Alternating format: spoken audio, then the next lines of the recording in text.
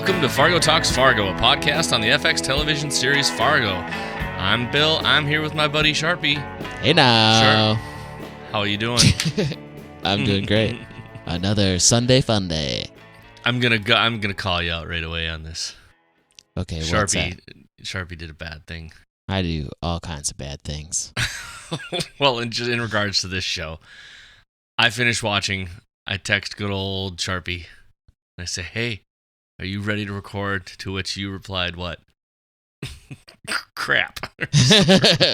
You're like, yes, it was something along those lines. I totally forgot it was Sunday because nothing matters anymore. Oh, that's not true. That's not true. We have hope in the world. Oh, what is time? Oh, well, here we are. Let's talk about this. Let's hot dish this. Our quickie breakdown on Season 4, Episode 8, The Nadir. The Nadir. Lots to go in about that. We'll save that for tomorrow. Yeah. How about we just tease? I'm gonna tease them on it. Yeah, I like teasers. I think this ties closely to your astute observation about the Apex Company. Oh, you think so? There are many things a nadir can be, but the opposite of a nadir is a zenith, which is also another word for apex. Think about that, folks. So we are currently at the bottom. Zenith was a brand of television, and we're watching a television show. Apex and zenith are synonymous, and we are currently, though, at the opposite of that, which is the low point of something. Not good. Not good. Stuff. Which also ties into Nadir, which I guess that's good. That's a good play up for tomorrow because I think there's some pretty cool stuff we can talk about there. And by cool, I mean not that cool, but interesting, riveting stuff. When you end with such a big ball of stuff, I do just it gets me to a point where I just want to skip the first stuff of the show, and we'll break that down tomorrow. I mean, it was as much as I love watching Josto and Orietta get it on. Those you love that, huh? No, I'm kidding. I think you do. Yeah, it's Bill's my thing. Lonely. I like to watch. I can help. What's sticking in your craw about this episode? Like, what's your standout thing about that? What is that thing for you? Do you have one? Right off the bat, when Loy was talking about how, the days just seem to blend together, because that's exactly what happened to me tonight. So I was like, man, this guy really gets me. No. What? I don't know. I don't buy the whole Josto and Gaetano, makeup session. What's going on there, Bill? I'm not sure. There's a couple things that so I have had, normally we record right after we both watch without a lot of thought. And so I had an hour to myself. Oh no. So what did I do? I actually just rewatched it again. I watched it sort of while I was doing a couple other things. I don't know what's exactly up with that, but was I catching it right that they were talking about the lion and the snake? Yeah, something like that. I do know that there is a lion and snake statue in the Louvre in Paris. So there's plenty of lion and snake serpent references throughout history. I don't think we're on anything special here, but I think it was that. And it also might just be because I've also watching The Sopranos for the first time in my life, and that kind of that blood oath thing. That's all for realsies though. When he recites this thing to Josto, but The Sopranos was real. Well, yes, Tony Soprano's real. The thing that I'm getting stuck on, because I get stuck on these things, unfortunately for our listeners, or maybe some people dig it, I just can't stop watching the background action of things. And on first watch, I wrote a note in here that said, we're going to see Mr. Snowman. And I knew it pretty early on. I know everyone's going to say, Bill, you dingus, it's Christmas. Of course there's snowmen everywhere. But go back and watch. They're not always in certain scenes, and they're in the shots in a very specific way. Mm-hmm. There is, I think, a little snowman figurine on the table when the ladies are talking at the Smutneys. But I knew something bad was going to happen to my man, Deafy. Yeah, I thought the same thing, because that was like a evil snowman. Well, did you notice? Well, no. The first place it showed up was at Loy's house when they were sitting there talking, and all of the Christmas stockings are red except for one, and the one that isn't red has a snowman on it. And if I'm not mistaken, and I'll look closer tomorrow, that is Zero's stocking, the Italian kid. So over his shoulder in this one shot towards the fireplace, there's this snowman facing him. And then I think you're referencing the scene where they're in the police station, right? That's right. Yep. And there's a snowman on the counter, and it's turned completely to face him. Yeah, it's looking right at Deafy, him. and it looks freaking scary. And right when I saw that, I was like, uh-oh, things aren't looking good for our boy Deafy. I didn't expect things to go so quickly, but... Neither did I. It doubles up, though. Even in another shot in that station, through a thing, you can also... There's another snowman on a thing. So there's within quite a pretty serious space of time.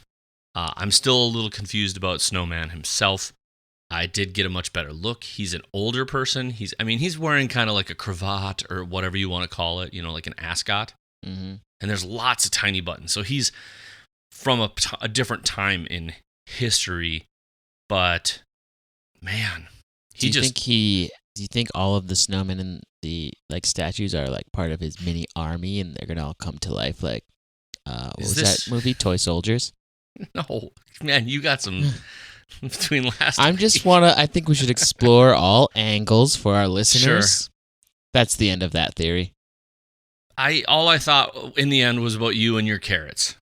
That for all that foresight, and he seemed to, seemingly was getting to know Odis a little better, and was unable to have the foresight to realize he was going to double cross him.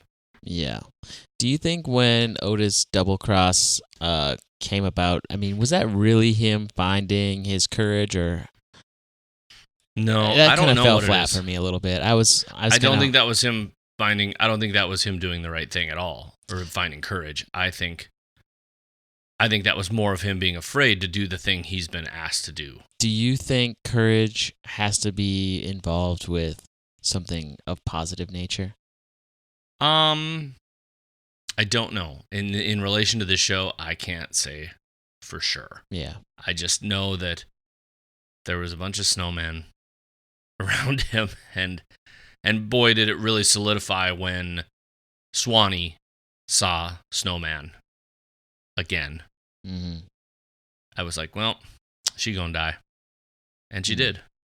That look on Deafy's face just staring back at him, though, when he was dead, that's tough. What were you trying to make of his tie pins? Because he had the rifle? The arrow and the rifle. Mm-hmm. And Josto has an arrow. So Deafy's arrow is more like a pointing arrow. And Josto's arrow is like an actual arrow, like bow and arrow. Was that one today an arrow? I thought it looked like a rifle. Deafy's is a rifle. Yeah, okay, sorry. And Josto has an arrow. Well, so here's the question I wasn't positive about. What we don't know, was that Loy on the phone, or was that Josto? We don't know for sure, because we don't know who for sure he's loyal to, if anyone. But yeah, tough stuff. Yikes. Plus, poor Mama Fada. Toast. I bet she had some good recipes. Lost in the crossfire. Oh, I'm sure she was great at making all sorts of things. Sometimes I wish you could adopt additional moms. Mm-hmm. And if I could, I would adopt an Italian mom. You would? Yeah, because I bet she would have just the best food. You want pasta. I'm a pasta man. I don't know. I'm still kind of shook up by this. And boy, that was a lot of dead people at the station. Oh my God. I felt like that was a statement in itself just about America. I was like, oh yeah, your typical American mass shooting here. It was, it was just a pile. Just in that one little area. Mm-hmm. The one song that was playing that kind of got me though. When was it playing? I mixed this up because there was. I think when we go into Ethelrida's room, it's a song called "Le Petit Homme," and it translates to "the small man." Mm-hmm. That's what she was jamming out to by Edith Piaf. I don't know how to say her name. Say that again. Edith Piaf, Piaf, is who did that song. But, man, I don't know. I don't want to say I'm lost on this episode. I'm just sad. I'm sad about Deafy because everybody knows how much I like him. But you do got a Deafy boner. What do you think is gonna come about with Lemuel? Is he gonna turn back into the Apex business, or is he really gonna try to go his own way? I don't know. Are they? And I've got a bunch of emails I need to forward you before tomorrow night that we got. Some other good emails, and some things came in. I love emails. Send them to us. I wonder, because more than one character can be more than one thing, I still keep thinking, are they... I don't know. I just don't know. What's he going to do? You're at a loss. You've had Well, two... I mean, clearly, because Dibrell came in, right, and she specifically said, he's your he's your captor, not your friend. Mm-hmm. So... something's up there, but I always sit there and go, oh, never tell a teenager not to date a boy. Isn't that a total thing in TV shows? That is true. She's like, you can't control me, Mom. I love him. I have a random question because I feel like it's got to be a choice. Orietta. She's got the strychnine issues. Oh, yeah, shit. She goes home to do the stuff. Why do you think she walks the way she does? It's a very specific character thing. Unless I'm about to be the world's biggest dick and find out that that she has some actual physical ailment and that's just how she walks in real life. No, I wanted to talk about that a little bit too because it appears as if, and if they are doing it, it's a fair amount of work. It's not like a crazy amount of work, but it does appear as if she's sped up. But I love how they do that if they are doing it because they're purposely like flexing a little bit because they have other things in the shot moving just slightly, but all those other things could easily be like cropped off so that their time could stay in normal reality while she's sped up, like doors opening and closing and swinging and things like that, which I thought was fun to watch as she walked because I was like, I was watching her. I'm like, is this something that's sped up to make it a little bit more awkward and old timey, or is she actually capable of doing that? I think it's just like even one very, very like first episodes when she does that, her little kind of like short step walk across the street. That's just how she moves. I think they're doing something to it. I'm going to analyze that a little bit later. No, I think it's just a weird character anyway. But if she can do that, that's impressive. But anyway, what are your thoughts? Tell us in the comments. Smash that like button. Yeah, let us know. I don't know, man. I'm going to need some time to rewatch my rewatch and get this going on. You've had two viewings now, so you're like too deep into it. Well, like I said, I'm not going to lie. The second viewing I did while waiting for you, I was also like catching up on some stuff. It was just kind of playing in the background so I would kind of know where you were at. And Mort Kellerman. Oh, was that Mort or was that Joe Bulo? Wait, that was Mort Kellerman coming back to kill the Italians with their own guns. Whoopsies. Yikes. Oh, one other food for thought. Hopefully we remember to bring it back up last night. Deafy's Psalm 91:3. Mm-hmm. You know, it's about the fowler's snare. It's a trap. And I just thought, that's very fitting. He mentions that you're going to get caught in a trap, and he ended up getting caught in a trap. Oh, poor Deafy. I can't believe he's gone already. Yeah. We're only 8 episodes in. Peace out, Deafy. We hardly knew ye. Well, let's wrap this up. Let's let them chew on that, and okay. Let's talk tomorrow. Let's do that. Good Hotdish, Bill. Did you have Hotdish tonight? I didn't. I had terrible pizza and a diet ginger ale just a little bit ago. We made shepherd's pie. Actually, guys are fancy. we call it prairie pie because we make it with bison and not lamb. Oh, good for you. Yeah, it's a very North Dakotan thing. Enjoy that. Mm-hmm. Good night.